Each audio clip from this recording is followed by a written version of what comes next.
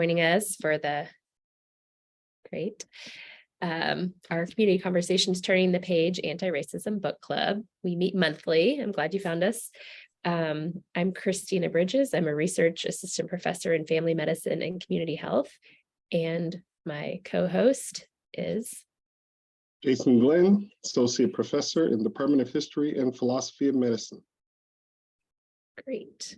So this is our third installment of discussing the book Dying of Whiteness by Jonathan Metzl, and we'll have one more. We'll meet again in May to finish out the book, which, spoiler, the last section is about Kansas, so you all need to come for that.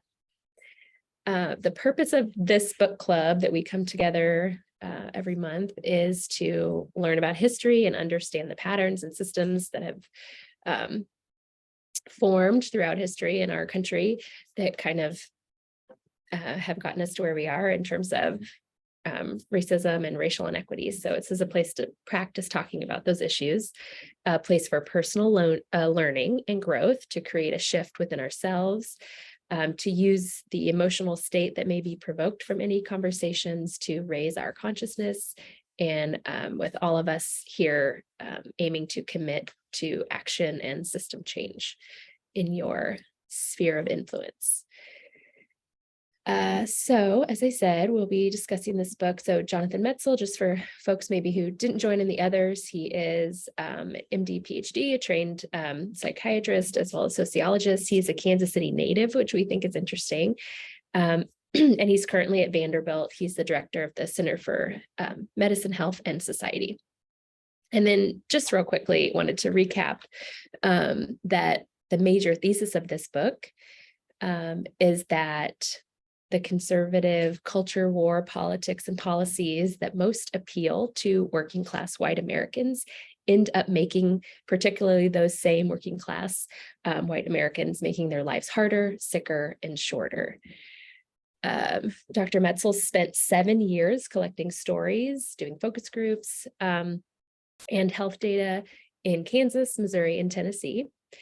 And those are the states that endorse the anti-solidarity and racist dog whistle policies aimed at punishing the, quote, minorities gaming the system or the undeserving poor. And particularly those policies are around blocking healthcare reform, blocking Medicaid expansion, those two issues we'll be talking about today, tax cuts for the middle class and wealthy, infrastructure divestment, and relaxed gun restrictions that we discussed last month. And so voting in favor of these issues for working class white Americans seems like a psychologically and emotional win. But in reality, those policies end up being dangerous, and as dangerous for those working class white people as asbestos, secondhand smoke, and not wearing seatbelts. That is the way he puts it in the book. So today we're going to be talking about part 2, which is Tennessee, his tour of Tennessee and focus groups that he held there. So Dr. Glenn, I will hand it over to you, this first section. All right, thank you, Dr. Bridges. So, if we could actually sum up like the heart of this section of the text, right, is dealing with this central conundrum. Why are white citizens who live in many of the dark red areas, on this map and have the worst health profiles and worst health outcomes in the nation so against attempts to expand healthcare coverage? This map of heart disease rates could be a map of any number. It could be a map of hypertension. It could be a map of diabetes. It could be a map of obesity, and it would look very, very similar, right? And so Metzl is really wanting to take up like the trying to understand why the white persons who live in a lot of these areas that have so much of the worst health profiles and health outcomes are so against something that would ostensibly benefit them. Next slide, please. So we're here in Tennessee, and just some notes about the current health outlook in Tennessee. He goes on about that Tennessee actually had a pretty progressive plan called TennCare that started in the late 90s, which was actually supposed to try to expand healthcare for those who described as being in the donut hole, right? Who don't make or who make too much money to qualify for Medicaid, however, but remain uninsured, right? And so this large healthcare gap. And TennCare largely failed for a number of different reasons. Wasn't invested in heavily enough, didn't have enough preventive health measures sort of built into it, and sort of the chronic impact of structural determinants of health over time, where you really need a larger period of time to see benefits when you begin to change some of those structural determinants of health, right? And so he talks about in the specific years in the decline of TennCare, right, how Tennessee saw many of its worst health outcomes vastly outpace many of the worst health outcomes in the rest of the United States. So in the top right corner here, we have the percentage of adults with body mass index of 30.0 or higher, and comparing the line with the square dots in it, which is the US, to the higher line with the circle dots in it, you see as Tennessee. Then in the bottom left, we have hypertension rates in Tennessee, and you see that 38.5% of their adult population has hypertension. They are 7th in the United States, and that's not 7th from the top. That's 7th from the bottom, just to make that clear, right? And you can also see in that bottom left-hand corner, right, the spike that happens around 2011, right when TennCare was really tanking. And then in the bottom right-hand corner, cardiovascular disease mortality by age group. And you can see how much higher this is also compared to the US. And you can see how much higher it is as you get older in age range in Tennessee compared to the rest of the United States. Next slide, please.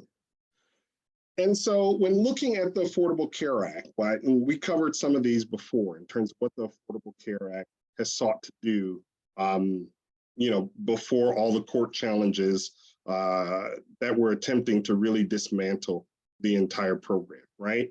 To offer free preventive care for certain types of preventive services, such as mammograms and colonoscopies, without charging a deductible copay or coinsurance, right?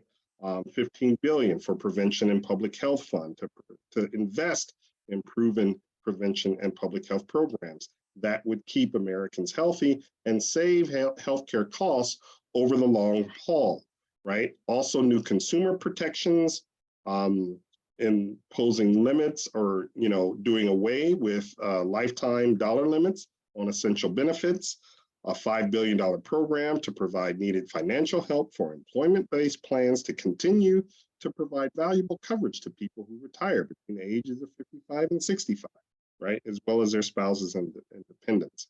Also, no more disqualifying people for previous health conditions. And states will be able to receive federal matching funds for covering low-income individuals and families under Medicaid. And this would be ostensibly particularly attractive to many Southern states, right, that have a higher percentage of very low income, underinsured or uninsured persons. Next slide, please. And so what Metzl talks about, right, is this commitment that he sees on behalf of many of the people that he interviews, right? He said many people interviewed expressed the knowledge that they knew some of the programs, such as ACA, that conservatives were fighting or targeting to destroy, could greatly help and benefit them. However, they expressed a willingness to sacrifice their own well-being for the great cause of having conservative majorities in office, controlling the courts, and winning the culture wars, right? And that all of these political commitments were motivated by this construction of racialized white identity, that strives to make whiteness synonymous with gun ownership, conservatism, individualism, free market economies, etc. Next slide. So when he began asking people about why they did not support the Affordable Care Act, rural low-income whites first invoked the specter of cost, right? The dang thing costs too much. We got enough debt in this country as it is. It's a waste of our hard-earned tax dollars. Or I ain't supporting Obamacare, no way, no how. And I ain't signing up for it either. The dang thing costs too much. But as he summarized, right, that cost in these meetings meant neither the cost of illness nor the cost of debt. Instead, all too frequently, cost provided the logic for inaction, for keeping Tennessee's paltry and failing healthcare system as it was.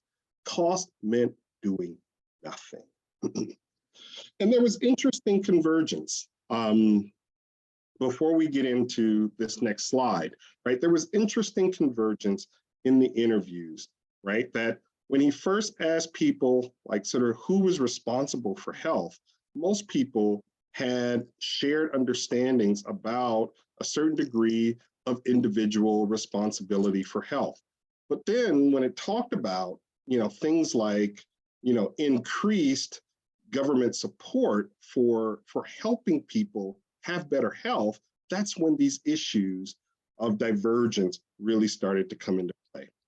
And in the next slide, right, in terms of talking about cost, I wanted to include this for all of us to reflect upon, right? That when we talk about cost, right, it's always an issue about our priorities and our ideological commitments. And this comes across very clear in the interviews that Metzl has conducted, right? So if we took the total cost of the war in Afghanistan, added that to the true cost of the war in Iraq, and then all the money we spend on things like mass incarceration and policing, right? Then in the past 20 years, we're talking about over $10 trillion. And if you advance one click, right, that for these 10 trillion that the US paid, we could have paid for, right, universal health care. We could have paid for free college tuition for all our citizens, and we could have put solar panels on every roof in the Sun Belt and eliminated home electricity costs. This is the price of our inaction, and this is a true reflection on how our priorities get shaped, right? And so, like we said, discussion of costs are usually made to deflect from discussions of competing priorities and ideological commitments. And nowhere was this more apparent, right, in the interviews that Metzl conducted between groups of white men versus groups of Black men. Next slide, please. So when he asked rural low-income white community members about how government should support health or could support health, he got answers that reflected, right, larger concerns and anxieties about past government intervention in the South, right?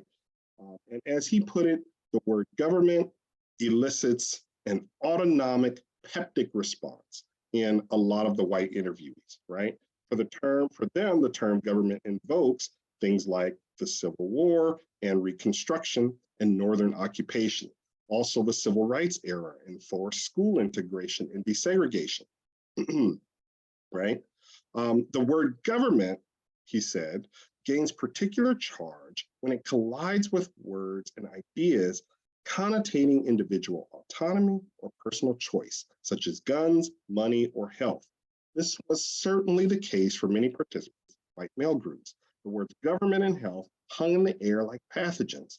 Previously garrulous rooms grew quiet, and suddenly race mattered. Again and again, mentions of government, the Affordable Care Act, healthcare expansion, or system reform elicited white male anxieties about the usurpation of health and economic resources by irresponsible, lazy, and often racialized others. For instance, when asking low rural income white community members about how government could support them, next click, please. One gentleman said, I don't think really they should have anything to do with it personally. I just don't think they should be in the business of healthcare or trying to influence healthcare or doctors in any way whatsoever. Another gentleman said, we're responsible for our health. So I think we'd like the government to stay out of it. I think that's what we would really prefer, and to take responsibility of our own lives. Now, remind you, many of the men that Metzel was interviewing in this particular interview were suffering from things like chronic emphysema, from lung cancers, etc. They were on oxygen and really, really in bad health. As another gentleman said, a lot of people use this Obamacare that use the state up when there's a lot who's been sick, but there's a lot that's not sick. They go to 2 or 3 doctors and just use the shit out of it. And then somebody really needs it, it ain't there for you to get it. Another gentleman said, there's a lot of people that use welfare and stuff that needs to get jobs. Quit having children and really get buckled down now. I mean, I'm not saying everybody. I'm just saying that there are people that have 10 and 12 kids. There ought to be a cutoff point somewhere there. So you see these racial creeping into it, right?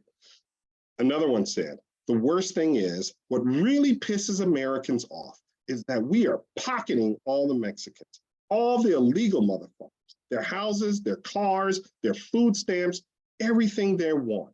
We're paying for it. One of the most salient contradictions in logic came from a gentleman named Brian. Brian was a lifetime smoker since the age 11 and was really suffering. He was also a veteran. And he said, I've been smoking since I was 11, so it's a long time. I used to work as a welder, but now I have to use the air conditioner on 24/7 no matter what. And I've got like 9 different kinds of breathing machines. When Metzel asked him, how does he manage? He's like, well, I'm broke and I would be dead without Medicaid or the VA. I mean, people are without any kind of health care and they're going to die. And I don't think certain drugs they should charge as much as they charge and probably even be free. And so this sounds like someone who would really, really support the Affordable Care Act, right? But in the next breath, right? You know, as Metzel describes, Brian clearly understood how he benefited from Medicaid and VA programs.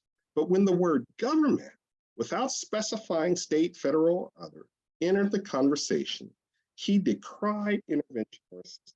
He said, no government, no way. In my opinion, like with Obama, it's just a form of socialism or, you know, communism. Next. So in contrast, right, when he interviewed Black Americans in these same areas, many of them talked about collective responsibility, right? And for instance, one gentleman said, I don't think the government needs to control everything, but I do think they need to control certain things. The people always say, let the free market dictate. Well, we let the free market dictate for society, and then look what happened. We had the crash. So the government had to step in and set rules and regulations on what the market can do. If you don't, it would happen again. Another gentleman remarked, it's the responsibility of the government to protect the citizens from entrepreneurs. The vegetables and the fruits we eat are covered with pests. And so someone has to protect the citizenship. And then another said, everybody should have health care. People are now getting educated more by going to their doctors, going to get active in their families, going to get active at church. It's like a domino effect, right? When one pushes the other. So I will turn it back over to Dr. Bridges. Okay, great. So as Dr. Glynn mentioned before, you know, one of the most obvious things that the men in the white group would say why they would be against ACA, and specifically in expanding Medicaid, is cost, right? So this came up a lot. And we already see their quotes there. But what Metzel says is that, it's really a proxy for questions of who is paying for whom, whose labor supports whom. I wanted to talk a little bit about the history. You heard some of the history, the earlier, like in the 90s with TennCare and how that failed, but more recent. So initially when ACA was brought to the States, there was in Tennessee great support for it by many in the business community, and some Tennessee-based insurance companies, HCA Holdings and Vanguard Health Systems, big insurance companies, the Tennessee Chamber of Commerce and Industry, newspapers supported it. The Jackson Sun said to oppose Medicaid expansion was irrational and self-defeating. But ultimately, in 2013, Republican Governor Haslam opted out of Medicaid expansion, saying it was too expensive due to cost. He spent the next couple of years, though, coming up with a new program for health reform, which he called Insure Tennessee. And really, it was the same as Obamacare, just without Obama. So he just made it his own. He made it Tennessee, took all the federal government out of it, except that they were using federal Medicaid money to buy private insurance for low-income residents. So it was essentially the same, but he, I think, tried to wash it of, any opposition. But ultimately, the growing conservative majority rejected it due to cost. So the truth, though, about cost, Metzel says in the book, was all these politicians knew that actually the federal government was going to pay 93% of the cost of Medicaid expansion until 2022, and then pay up to 90% for newly eligible residents permanently.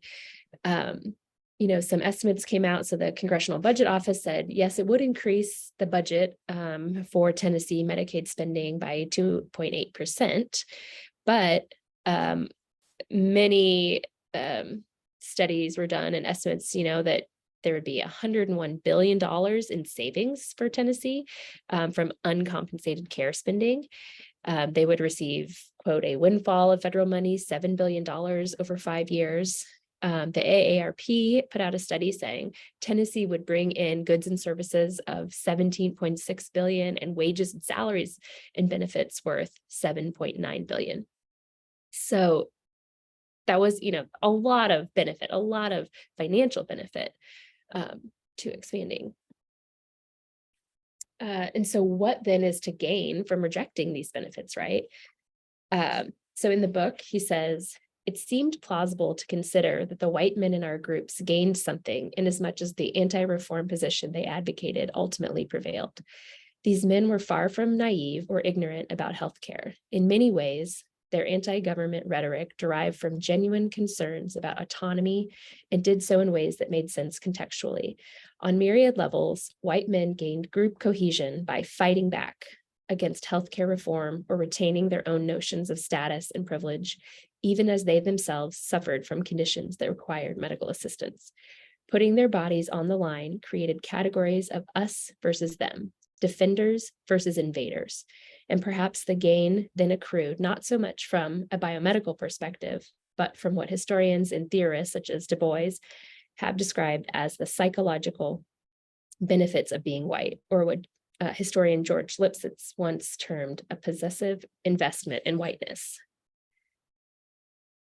Metzel says Southern white medicalized suffering occurred within historical and ideological frameworks that allowed white men to interpret ACA resistance in a way that gave larger purpose to the act of refusing medical intervention. Pain affirmed group identity, a position in a hierarchy that, while hardly at the top, was not at the bottom either. So Metzel points to some studies that were done, and one, most notably, a 2012 study that was published in New England Journal of Medicine, looking at some of the benefits, like how can we quantitatively measure what would have happened in states that did expand Medicaid. So this one looks at before and after Medicaid expansion in Maine, Arizona, and New York compared to neighboring states that did not expand. They found ultimately that expansion led to, quote, significant decrease in mortality. The all-cause mortality declined by 6.1% or 19.6 per 100,000 people. There was a 4.3% decline for white people and an 11.4% decline in mortality for non-white residents. And that in terms of deaths, then expansion would prevent 2,840 deaths per year in states that opted for it.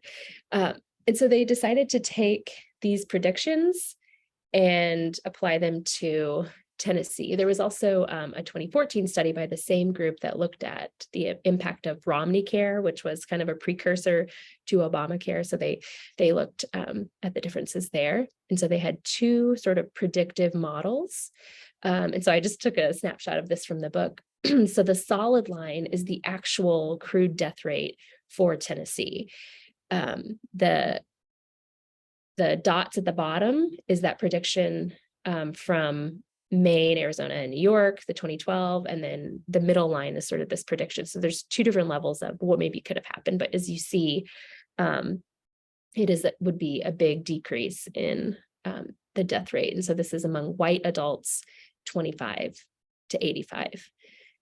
And then looking at Black adults in the same age group in Tennessee, you can see a much, well, actually, this is a different scale. I had to look at that two or three times. So in terms of people, it's actually a bigger impact for white people.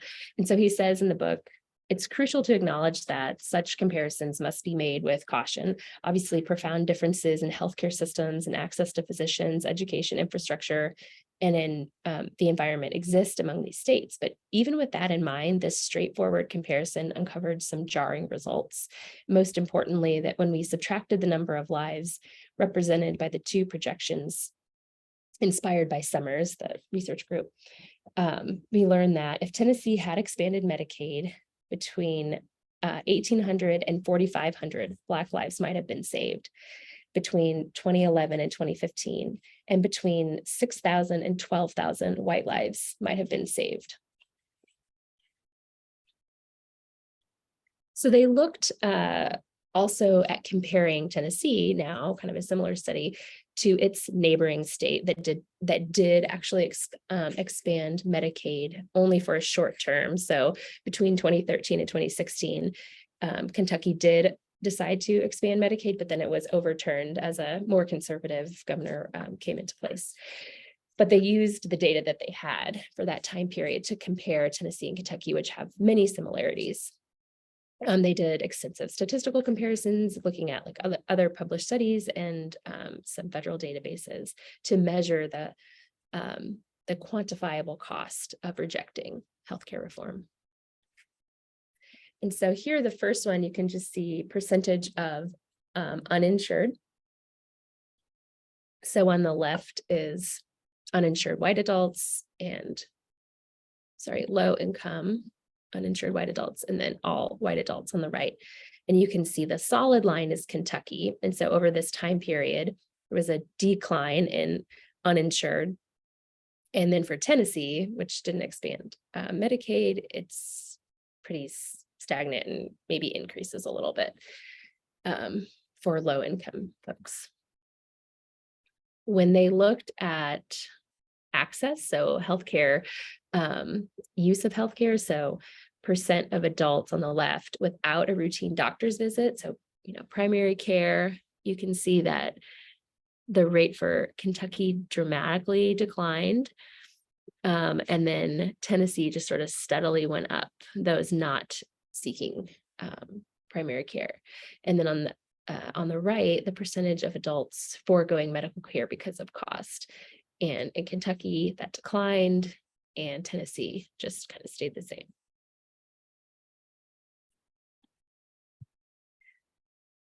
And then when comparing costs between those two states, the healthcare expenditures in 2015 for Tennessee was folks spent 12% of the median income.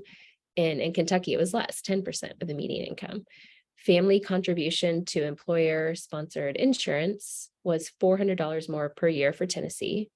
And then the average employee premium and deductible costs per year was higher in Tennessee, 6,477 compared to 5,693 for Kentucky. So the costs were higher for Tennessee.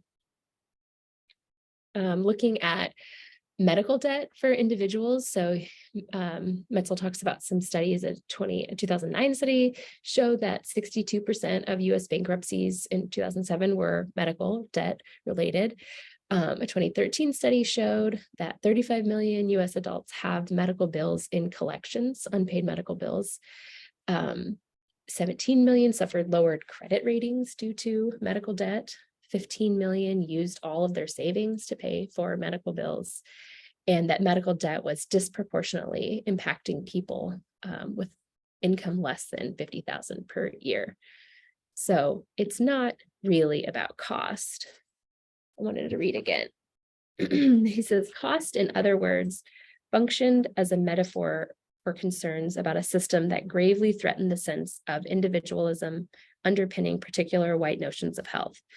This point is often overlooked by progressives who reflexively argue for government healthcare for all without taking account of the racial and historical intonations of federal healthcare networks in places like Tennessee.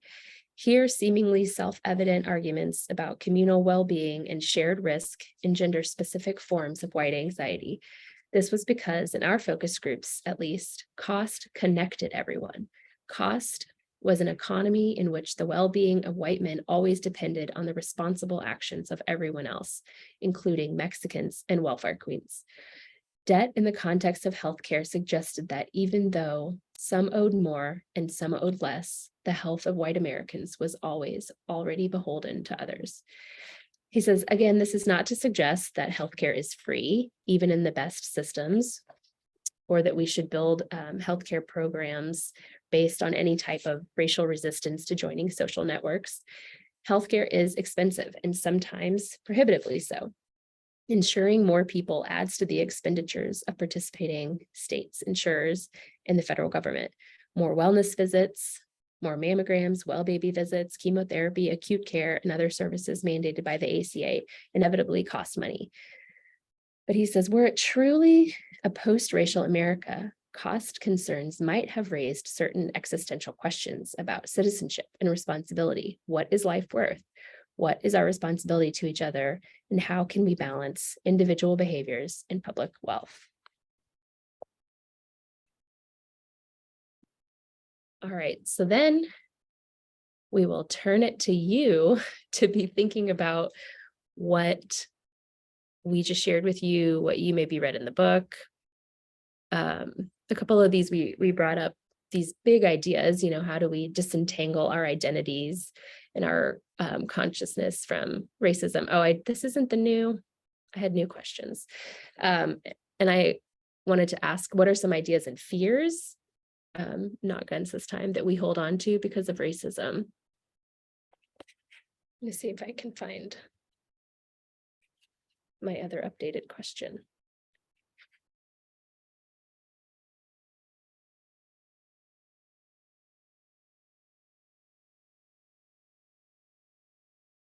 Dr. Flynn, do you have a question you want to throw to the groups?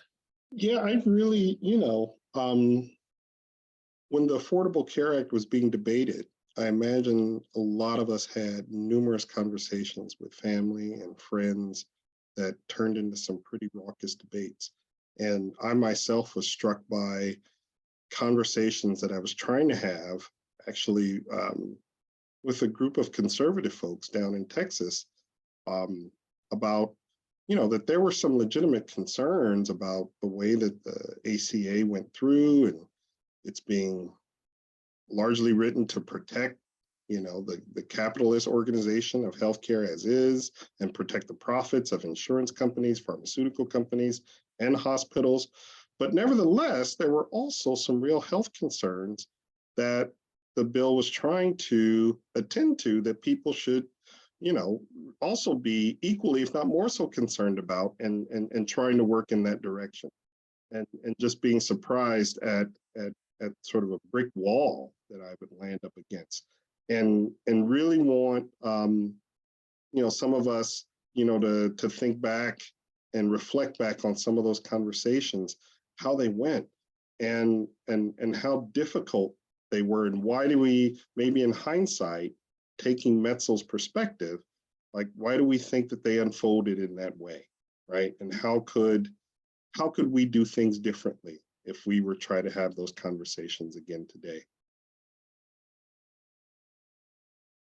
I remembered my other question was, I've read a lot online about this book and people not understanding really what he means by whiteness and not understanding just the use of that word. And to me, I see it as clinging on to an idea because there are others. So it's just a form of othering, like, that in that where he says, I may not be at the top, but I'm not on the bottom. And so that's kind of what whiteness is, like clinging in this context, I think. So my question was, how do you see that kind of whiteness as clinging to you being separate from others at play in your life and in the lives of others around you? All right, why don't we go put those into in the chat we do if we can. I think they're in everyone's brains now. You can talk about whatever comes to your mind. Let's go for 15 minutes, I suppose. Alexa, can you